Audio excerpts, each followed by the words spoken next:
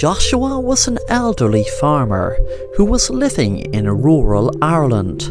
He was feeling very isolated on the farm since his only daughter moved to America, where she was working in a rest home in Texas. One day he had an idea while walking around his farm. He had noticed really nice wood to use to carve walking sticks to make and send to his daughter as a surprise. The only problem was that where the wood was, it was a fairy fort. Legend had it that folk tales associated with fairy forts typically relate a curse or retribution enacted upon those who would disturb or destroy the structures. As he carved the wood into the sticks, he prayed that nothing would happen him doing so. After he had about 20 sticks made, he sent them over to his daughter as a gift. His daughter Sharon was working in a rest home, but lost her job 6 months ago, but didn't want to tell her dad. She had a problem with drugs that was spiraling more and more out of control. She was popping the strongest painkillers and also using crystal meth. She didn't want to tell her dad how much of a mess her life was in. She sat down in her trailer, worrying about paying back a loan shark $10,000 that she got off him for a loan. She got the loan to pay off a local drug dealer that she knew didn't mess around. If she hadn't gotten the money, she would have been killed, and if she can't pay back the loan shark, she knew she would be killed also. But she thanked God she was able to get a loan of $10,000 to get the drug dealer off her back at least. One day her dad's walking sticks arrived, and she felt a pang of guilt and pain that he went through all that trouble of carving walking sticks for the residents of the rest home he thought she still was working in. She had put the $10,000 in the bank for safekeeping until the drug dealer called for it in a few days, as it was way too dangerous around her neck of the woods to keep that much cash in her trailer. She wrote out a check and sent it to her dad. Her dad was delighted to cash the check for $10,000. He rang her to thank her, and she froze and then said, "Dad, I am so sorry, that check was meant to have been for $10, not $10,000. Then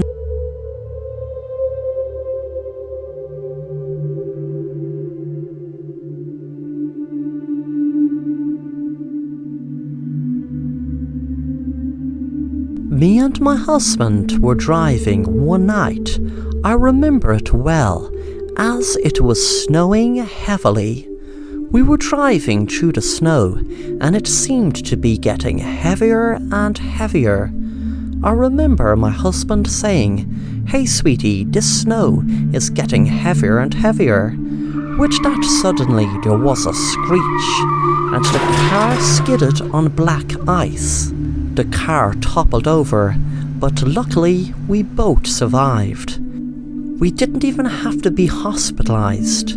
A week later I was looking through getaway breaks, and I thought it a good idea to me and my husband leave our town for a week and go to stay in a cabin in the woods out in Utah.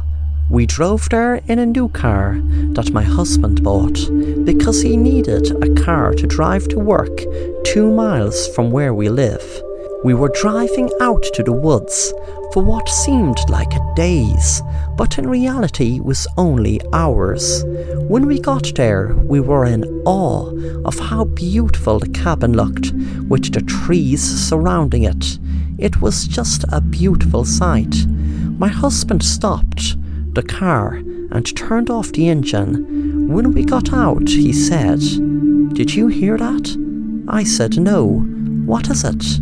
He smiled and he said, "Absolutely beautiful silence." That night we had decided to go for a walk in the woods.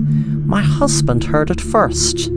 There were footsteps behind us, but when we turned around, there was nothing. We walked on, then suddenly I heard it this time. When we turned around, there was a person dressed in black, wearing a hoodie.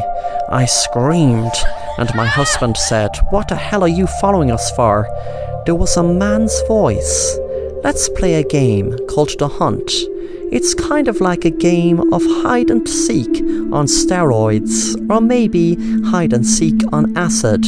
I will give you a head start of 10 seconds to get the hell out of here, and after that I'm coming after ye with my gun, and I'm going to shoot ye both dead.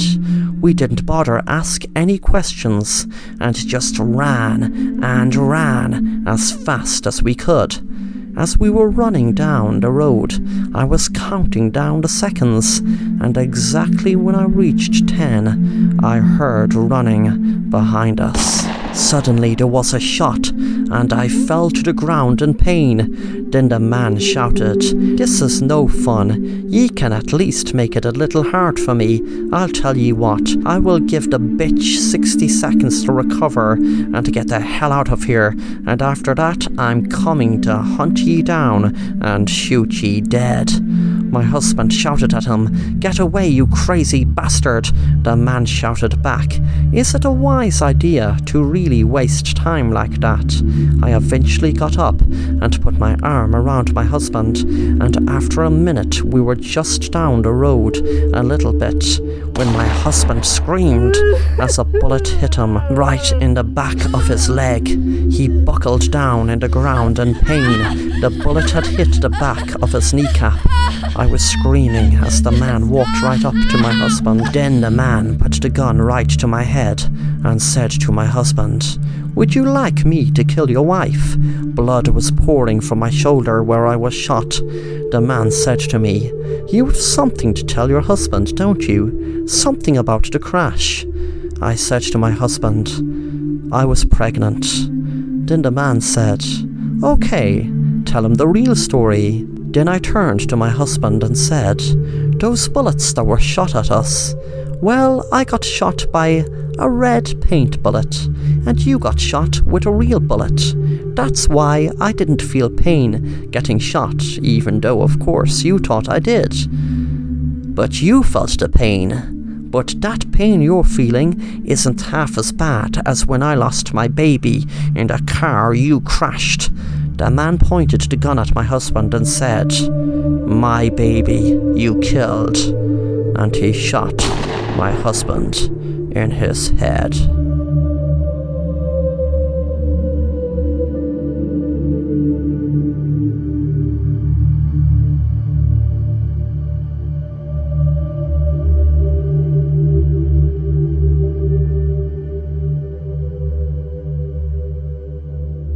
The man that was looking at Joshua counting the money behind him ran up and hit him in the head and grabbed his wallet. He saw him put all the money in. That night the drug dealer arrived, and Susan told him the story. The drug dealer started laughing and said, "Do you think I'm stupid? You just ran out of chances, bitch." Then he shot Susan dead. Joshua found out about her death a few days later and regretted ever stepping foot inside the fairy fort, knowing it was the fairy fort that made everything go wrong.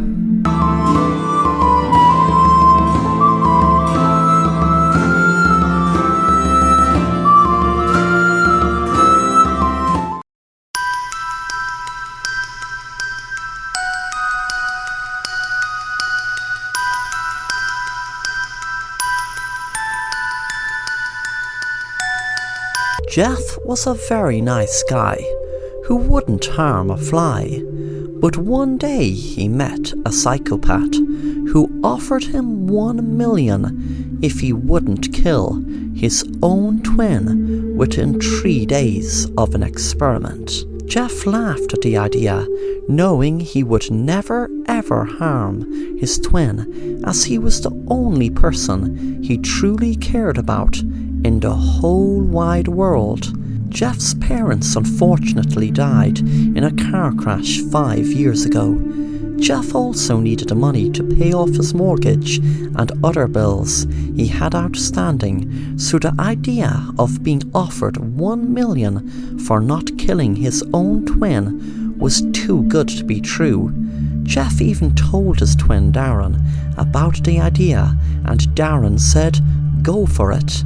Jeff knew in his right mind he wouldn't kill his twin, but he feared they would drug him or something to drive him crazy, and he took every precaution his twin would be safe, and then he would collect his million and they both would forget about their crazy plan. The first day the experiment started, Jeff was put into a white room. There was no chair or table or anything else, just a plain white room. After a while, Jeff felt dizzy and faint without any food, and the whiteness drove him crazy. Eventually he tried to lie down to get some sleep, but as soon as he did, loud music came into the room. He didn't even have a clue where the music was coming from, as he saw no speakers. The next day he woke up, and one of the walls was replaced with a huge mirror, so he could see himself in the mirror.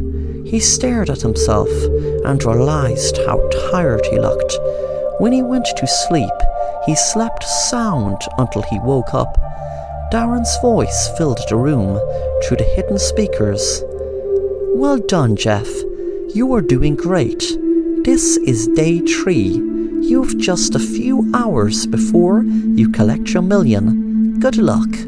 Suddenly more loud music filled the room, and this time it seemed to be so loud he was wondering why the mirror didn't crack.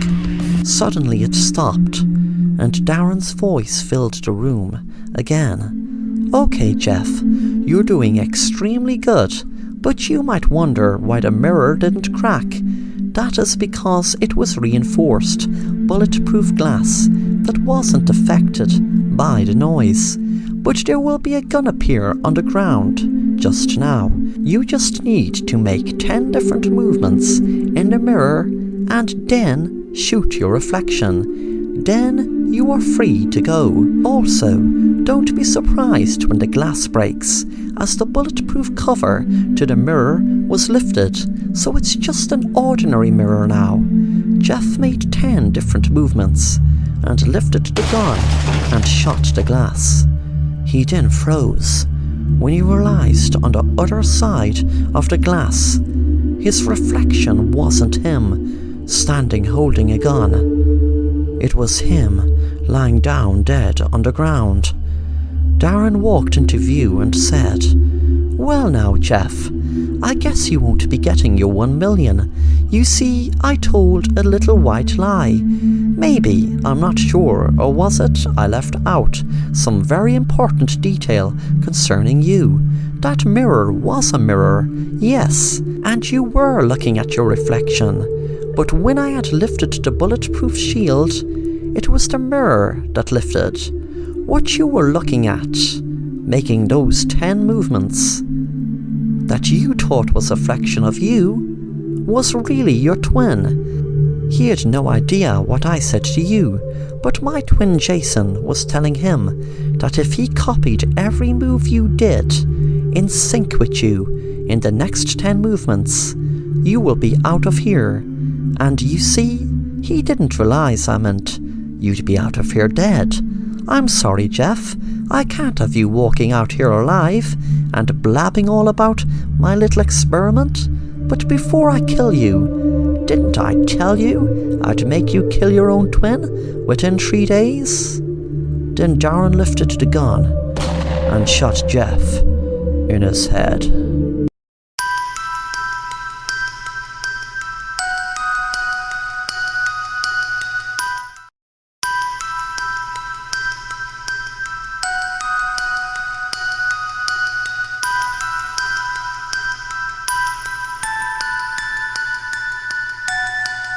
Barry woke up in a room with no memory of how he got there. His joints ached and he felt strange. He saw a camera up in the wall, staring right at him. Then suddenly, 2 men walked into the room. One man said, "Hello, Barry. Relax.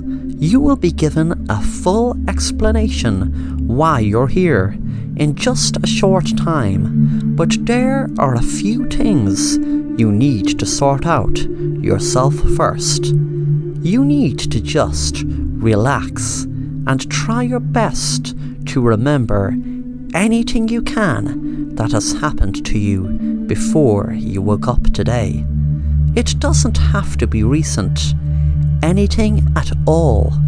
Barry felt the question bizarre and was about to say something when he felt kind of dizzy, and suddenly he blanked out. As he did, he had a memory of a person speaking, but he could not make out who it was. He tried his best to look at the face, hoping he could make out the features, but it was no good. The face was just a blur. When he snapped out of his daze, the man spoke to him again. "Did you remember anything, Barry? It is very, very important that you remember anything at all before we fill you in." Barry said, "What am I doing in this room? Who are ye? What do ye want with me?" The man spoke again. "Barry, we will give you all the answers to that in a very short time, but for now, we really need you to remember anything at all, because it is vital you do before we give you the information you were requesting." Barry could feel himself get dizzy again, and once again he could see the face, but it was just a blur still. He wondered who the person was, knowing that's probably what the weird man is asking him. Who is that person that is so blurry to him? It was driving him crazy. When he snapped out of his daydream again, the man asked, "Do you remember anything, Barry? What is it you see when you black out?" Barry said, "I see a face, but it's a blur. I can't make out who it is." The other man spoke this time. "You're doing great, Barry, but before we tell you what is happening, you need to see that face. You're not ready to hear the truth until you do." Suddenly Barry blacked out again, and he could see a person walking towards him, but the person was still a blur, until suddenly the blur became clear, and he was looking at the face, and realized he was looking at himself. He said to the men, "It's me. That person who was a blur is me." The man said, "That's good, Barry. You're in a good state when you realize that is you. Barry, you paid a large amount of money in the year 2020 to a secret government organization to do to you what is happening right now. And I have all the paperwork to show you that you've given your full consent. You will get a shock when I'm about to tell you what I'm about to tell you, but believe me, we are only doing what you paid for. The year is 2220. You were 200 years into the future from when you were frozen, and the information was passed down generations to you beyond frozen in the year 2220. Barry, you nearly didn't make it, but the problem is, Barry, no one else has except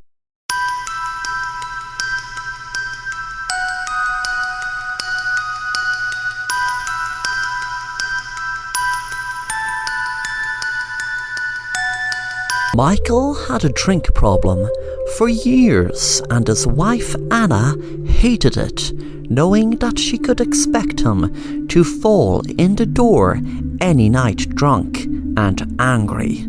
She tried her best to get him off the drink by calling different experts in dealing with drink problems, and he went to Alcoholics Anonymous, but she knew ultimately it had to be him that would need to help himself to stop drinking. It came to a head one night when Michael and his wife were driving. She begged him to not drive and to get a cab instead, but he insisted he had only one drink. As they were driving down a quiet country road, the car swerved, but not soon enough before they hit a young girl. Michael and Anna were terrified, and Anna shouted at him to call the cops, but Michael pleaded with her not to and to just drive home. It played in her mind every single day and every single night, just leaving the poor little girl on the road. She wondered, did she die instantly, or was she in pain beforehand? When she watched it on the news, she made up her mind that if Michael took one more drink, she would leave him. So she gave him the ultimatum that if he drank again, she would be gone. She knew that would be his worst nightmare, because as much of a drink problem he had, she knew he loved her more than anything. Months passed where he didn't have a drink, not around her anyway, and she expected he couldn't have been drinking behind her back, because she would notice him more spirited than usual. She never got over the hit and run that they never owned up to, but other than that, at least Michael was off the alcohol. One night she came home and jumped with fright when she saw Michael had fallen down the stairs, and was disappointed to see he had drank so much. There were empty beer and whiskey bottles scattered all over the floor, and alcohol all over him. She was so upset that he drank again, overdoing so well, but to make it worse, he had now died from falling down the stairs from being drunk. Suddenly Anna jumped when she saw a little girl stand in front of her, the same girl whom Michael ran over. She froze in fear, knowing she was staring at her ghost. How does it feel to have the ghost of your little girl come and kill you after knowing your husband still started drinking, even after killing me and promising you he wouldn't? Then she held up a knife and slit Anna's throat.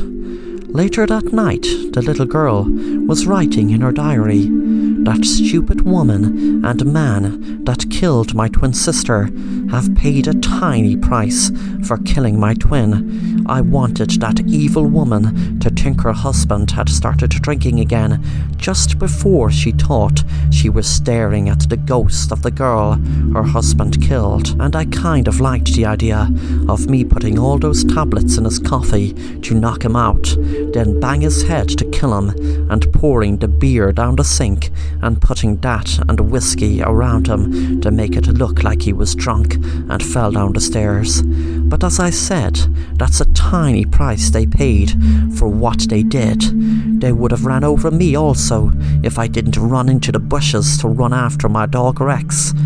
I wish I was killed that day, and I wish it wasn't just my poor twin sister. Now that I killed them, I feel some kind of relief, but not as much as I hoped. I wondered, should I have made their deaths more slow and painful?"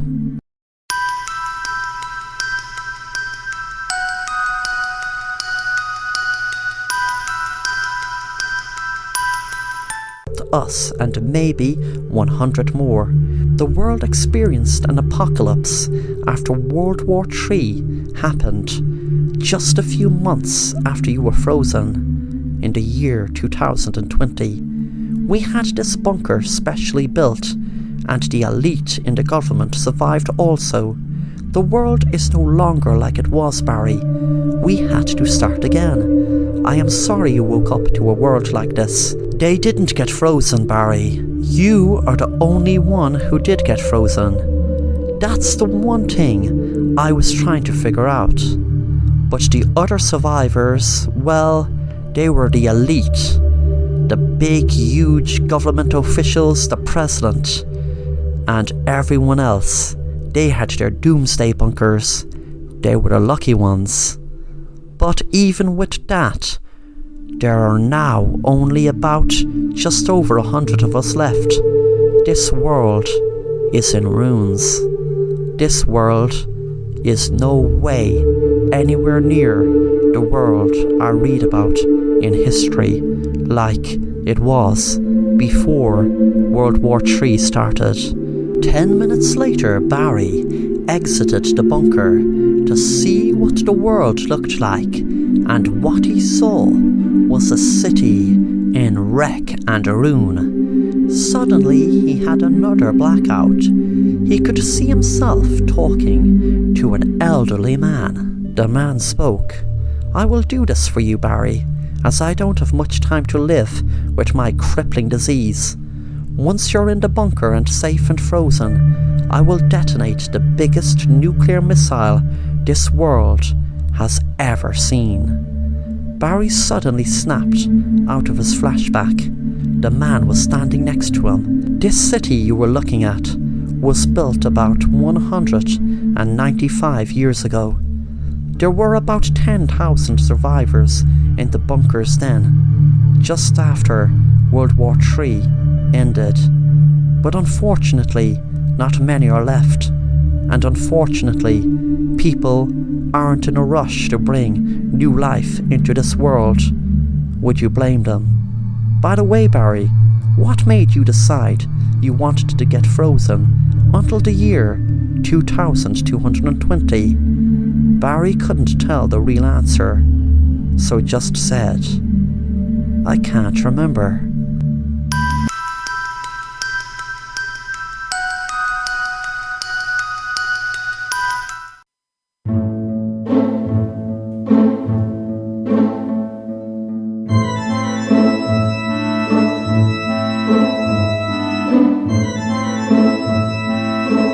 Hello, my name is William.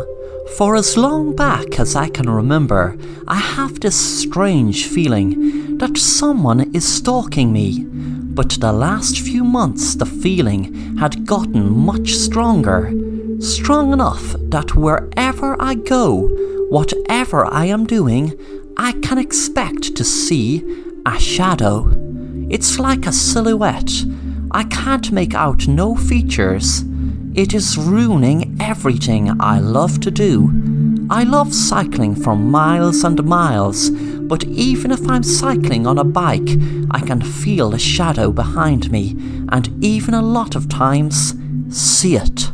I felt like I was going crazy. One night I was kissing my girlfriend, and the damn shadow showed up, and I got a start and jumped, frightening my girlfriend. She must have thought I was so weird, and I couldn't explain it to her. How is she going to feel about me? I say, "Oh, by the way, a lot of the time I see a shadow chasing me." That is a sure and fast-track way of making her my ex. One day I couldn't take it anymore, so I went to see a doctor who was able to help me find out what the hell was going on with me. The doctor said, "Hello, William. My name is Dr. Frederick Stone. I am going to try to help you get to the bottom of what is bothering you by using a method called regression hypnosis. Some doctors claim to go back so far in a person's life that they may even uncover things about any past lives they might have had. But I'm sure we won't have to go back that long. You see, William, what I feel like is happening you from what you told me over the phone is you are suppressing memories that cause you pain, but sometimes those memories are coming to the surface in the shape of a shadow that you imagine. It is your subconscious telling you there is a problem that you're trying to forget. After a few minutes I was in a hypnotic state, and I could see myself back in my house in a dark room with my twin brother. We were only kids and we were playing murder in the dark. It was a game that you had to search around the dark and touch someone to kill them. That's only in the game, of course. That's how I can remember playing it anyway. I pushed my twin brother too much and didn't realize there was something in front of him to trip him, and he fell down on the ground and banged his head. I could just hear the bang, but didn't realize what had happened until I put the light on and saw my twin brother lying in a pool of blood. And he was really dead. It all came flooding back to me now, and I woke up in the doctor's office with my blood thumping in my ears. I now know that it was not my imagination when I saw my doctor give a strange look behind me, and I turned around and saw the silhouette behind me. and knew my doctor saw it too. The difference is now I know that silhouette is the ghost of my dead twin brother.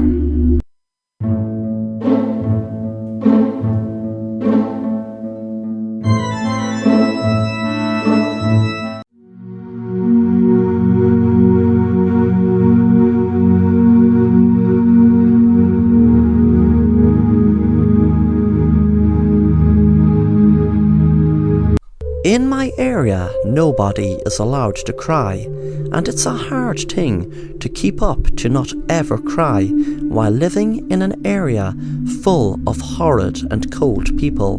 My parents are always shouting at us to never cry, and every house has a swimming pool, and we all live next to rivers and canals. When my eldest brother started crying, my parents took his eyes out so that he could never ever cry again. And when my second eldest brother started to cry, my parents took his eyes out as well, and also the rest of his face. If we were on the verge of crying, we then need to jump into the swimming pool or to the next nearest river or canal. It's a horrible moment when you find yourself on the verge of tears because someone has done something to you or a tragic event has happened, which just makes you emotional. When I am on the verge of tears, I just jump into a swimming pool or I go and find the next nearest river or canal. I have nearly drowned many times, but at least I have never cried.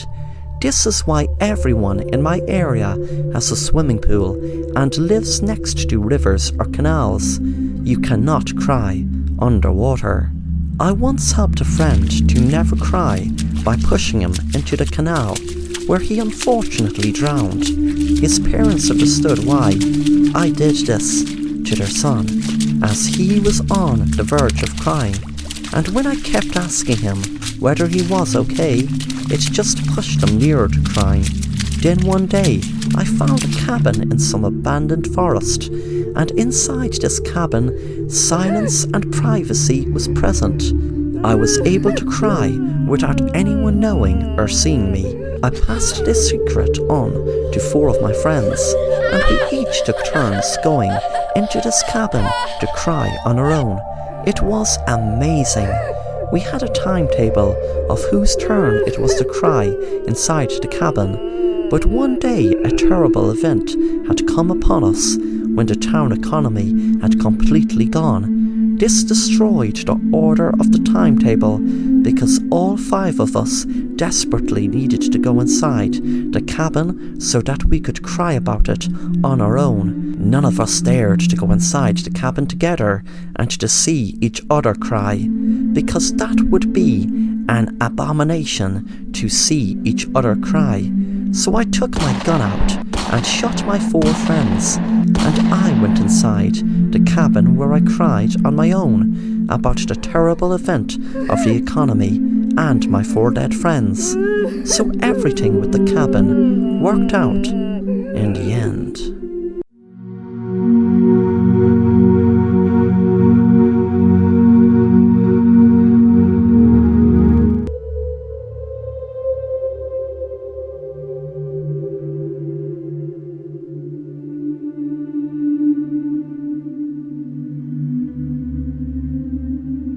I was just walking on my own when a stranger went up to me with a coin in his hand.